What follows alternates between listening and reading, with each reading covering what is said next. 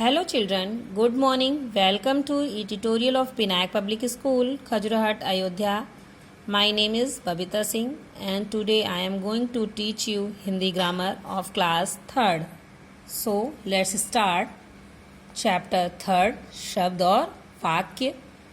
पिछली कक्षा में हम शब्द की परिभाषा और शब्दों का वर्गीकरण पढ़ चुके हैं। शब्दों का वर्गीकरण 3 तरह का होता है। उत्पत्ति के आधार पर शब्द 4 प्रकार के होते हैं। तत्सम शब्द और तद्भव शब्द, देशज शब्द और विदेशज शब्द।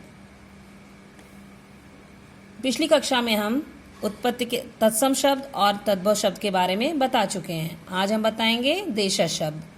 देश में बोली जाने वाली अनेक भाषाओं के शब्द हिंदी भाषा में प्रयोग किए जाते हैं, उन्हें हम देशज शब्द कहते हैं। जैसे पत्थर, गाड़ी, रोटी, थैला, पगड़ी, पैसा आदि।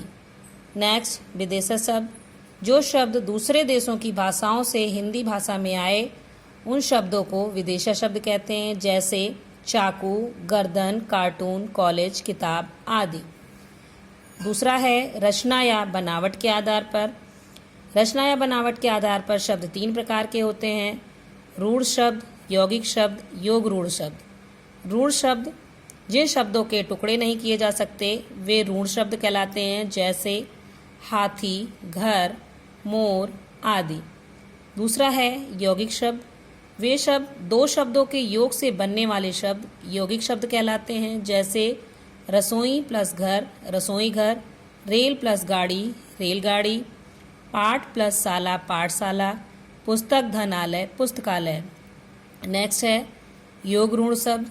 जिन शब्दों के प्रत्येक टुकड़े का एक विशेष अर्थ निकलता है उसे हम योग रूढ़ शब्द कहते हैं। जैसे नीलकंठ, नील प्लस कंठ, नीले कंठ वाला अर्थात शिव जी।